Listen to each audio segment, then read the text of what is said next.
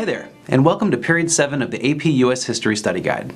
This portion of the guide will take us through a window of time in American history where just a few things happened. You know, the years between 1890 and 1945. This time was marked by an increasingly pluralistic United States that faced profound domestic and global challenges, debated the proper degree of government activism, and sought to define its international role. Let's start with our first key concept for Period 7. We can probably all agree that the US was a nation vastly different than the one created in 1789. Governmental, political, and social organizations struggled to address new kinds of economic uncertainty, growing divides between different social strata, and the massive issues that came along with urbanization and mass migration. Let's label our first theme as New Century, New America. Beginning in the 1890s, the United States embarked on a new, far-reaching foreign policy that included sprinklings of imperialism and a whole lot of intrusion into the politics of foreign nations.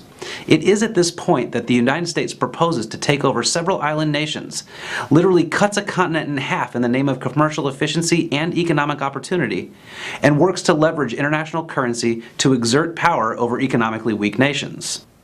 The Cuban struggle in the 1890s for independence from a weakened Spanish Empire attracted attention in the United States. William Randolph Hearst, publisher of the New York Journal, seized on the Cuban cause, which he supported, as an opportunity to boost newspaper circulation. Hearst sent reporters and illustrators to Cuba to report on atrocities and was rumored to have said, "You furnish the pictures and I will furnish the war."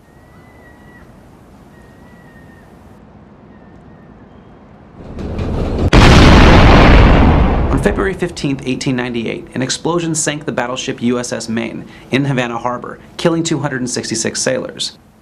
Hearst's New York Journal printed editorials placing the blame for the so-called accident on Spain. The declaration of war against Spain 2 months later and the landing of American troops in Cuba marked the decision by the US government to expand the scope of US foreign policy.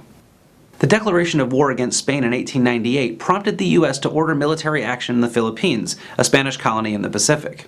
The U.S. occupation of the island led to bloody conflicts between U.S. troops and Filipinos who had been fighting for independence from Spain. A provision of the 1898 treaty ending the Spanish-American War ceded the Philippines to the U.S. The ratification of the treaty set off debates in Congress over whether the U.S. should acquire overseas territories. The Roosevelt administration confronted the question of how to cement a U.S. foothold in Latin America and create a more efficient route for trade of goods between the two sides of the world. The Panama Canal was part of the answer to this question. Begun by France in the 1880s, the canal was stalled by a series of diplomatic issues. Panama took the land back until it declared its independence in 1903. Promptly, the U.S. used the Navy to blockade the area around the canal until it was granted building and administrative rights over what became known as the Panama Canal Zone. Teddy Roosevelt devised a corollary to the Monroe Doctrine as part of his State of the Union address in 1904. Reminding the people of the United States' role as an international police power, the president committed the nation to using its power to end unjust European incursion into Latin American states and nations. Between 1906 and 1924, the Roosevelt corollary was cited as justification for moves into Cuba, Nicaragua, Haiti, and the Dominican Republic. We can refer to this henceforth as big stick politics. The next president, William Howard Taft, applied the big stick policy to international economic relationships. As we talk about something called dollar diplomacy, it is important to see this simply as the Taft administration's efforts to create economic leverage with which the U.S. would then use to exert political and social control over the governments it lent to. In this effort to secure financial investments in Latin America, private corporations and the U.S. government spent time and money creating pathways for the entry of private capital into foreign markets. At the end, this kind of diplomacy mostly failed in its attempt to provide stability to the people and governments of the developing nations, resulting in various political revolutions. Remember to check out the following documents and essays in the Gilder-Lehrman collection. We have Remember the Maine from 1898, Our Victorious Fleet in Cuban Waters, Empire Building, and the United States in the Caribbean. While the U.S. dove into international politics, it is important to also discuss the significant domestic changes in the United States from 1900 to 1914. Crucial to the changes in this era was the work of the crusading journalists called muckrakers and reformers whose exposure of scandals, political and economic corruption, unsafe working conditions, and urban poverty sparked the progressive era. At the turn of the century, employment conditions were largely unregulated. There were dangerous conditions in factories, mines, and tenement sweatshops. Women and children worked without hour restrictions, health codes, or access to education. Workers united and began to demand more rights from their bosses, and, with progressive reformers, for some iteration of government regulation of the economy. Among the most influential muckraking works on this subject was Ida Tarbell's 1904 The History of Standard Oil, which exposed questionable and monopolistic business practices. These exposés helped secure the passage in 1914 of the Clayton Antitrust Act, which was built on the 1890s Sherman antitrust legislation. The new act included specific provisions for unions' right to organize within major industries, limitations on corporate leadership, meaning one person can't be on the board of two competing organizations. Pre-merger notification became a requirement under this new law. Other muckraking-inspired reform efforts included the inflammatory exposure of the Chicago meatpacking industry in Upton Sinclair's The Jungle prompted an extraordinarily important piece of public health legislation with the Clean Food and Drug Act of 1906. Women like Jane Addams and Margaret Sanger professionalized social work through the settlement movement, education reform, and a crusade for women's health care. Ultimately, however, women would only win their long struggle for the vote with the passage of the 19th Amendment in 1920. Underlying many of these urban reform efforts was the ongoing public unease about immigration, which resulted in tightening restrictions in the 1924 Immigration Act.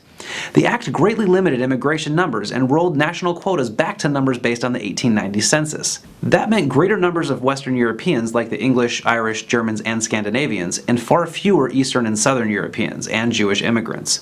Asians were essentially barred altogether. In the first decades of the 20th century, African Americans left the southern states where they had been subject to impoverished economic situations and relentless persecution by the Ku Klux Klan. This mass movement, or Great Migration, led to the settlement of African Americans in northern industrial cities such as Detroit, Pittsburgh, Chicago, and New York. During the early years of the century, key new civil rights organizations were born, including the Niagara Movement, the NAACP, and Marcus Garvey and his Back to Africa movement. But those years also witnessed violent race riots in Chicago in 1919 and Tulsa in 1921. Remember to pay close attention to the Gilder Lehrman AP Study Guide to find essential documents relating to these concepts and to gather a more specific understanding of this chronology of important events. The Triangle Shirtwaist Factory Fire in 1911. Disenfranchisement of African American voters in Virginia from 1901, Women's Suffrage Poster from 1915, and Birth of a Nation, which is a screenplay from 1915. This moves us to our next key concept. A revolution in communications and transportation technology helped create a new mass culture and spread modern values and ideas, even as cultural conflicts between groups increased under the pressure of migration, world wars, and economic distress. Woodrow Wilson, who was elected president in 1913, supported moral balance as the basis for his foreign policy. If the moral compass didn't line up, the United States could, and would, use its alliances and economic power against nations. Wilson subsequently used this program of moral diplomacy to push his agenda in Haiti, Nicaragua, and Panama. As Europe went to war in 1914, Wilson and the U.S. Congress were posed with a bunch of billion-dollar questions. What role does the United States take in this emerging global conflict? Does the nation go way back to the ideals of Washington in his farewell address? Why not stay completely neutral and keep totally out of the war?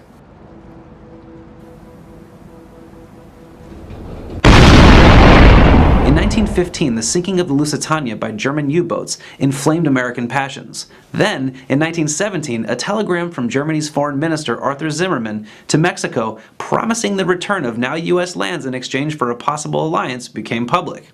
The outcry over the Zimmermann affair and the Germans' resumption of submarine warfare helped make the case for the U.S. entering the war. Wilson really believed that this would be a war to end all wars, and saw the American military as an agent in this goal.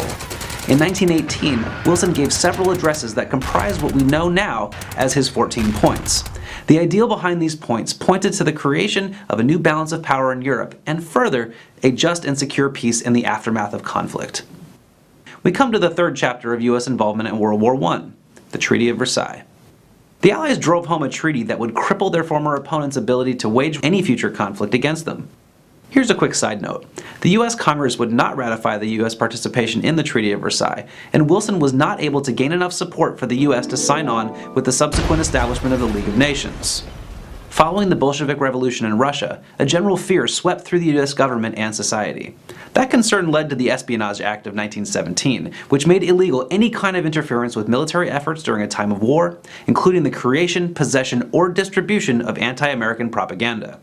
Congress then extended the Espionage Act's reach with the Sedition Act in 1920, which forbade disloyal, profane, scurrilous, or abusive language about the United States. A rash of xenophobia ran throughout the nation, manifesting in a Red Scare headlined by Attorney General A. Mitchell Palmer and up-and-coming FBI agent J. Edgar Hoover. The press was quick to pick up on it, and headlines only fanned this flame of fear in all corners of the country.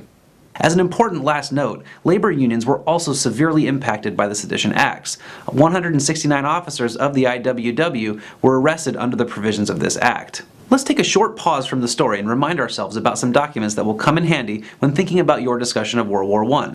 These include World War I poems, In Flanders Fields and the Answer, from 1918, recruiting posters for African American soldiers, also from 1918, Treaty of Versailles and President Wilson, and Food Will Win the War, which is an image. As we roll into the 1920s, there's quite a bit to think about. American culture moves towards increased patterns of consumerism and consumption. People were borrowing money at record highs and business was booming. Cities had been growing, and during the 1920s, more Americans began living in cities than on farms. Temperance meets the Constitution with the enactment of the prohibition of alcohol in the United States. The Volstead Act resulted in the ratification of the 18th Amendment to the U.S. Constitution as a call for temperance and moderation in America. After World War I, many African American veterans joined the Great Migration and resettled in the North. A cultural, artistic, and literary renaissance was booming in Harlem. Think about the amazing contributions made by Duke Ellington, Langston Hughes, and Zora Neale Hurston. For the first time, we see a surge of pride in African American communities. For more on what we've covered to this point, see the following documents and essays on the Gilder Lehrman website.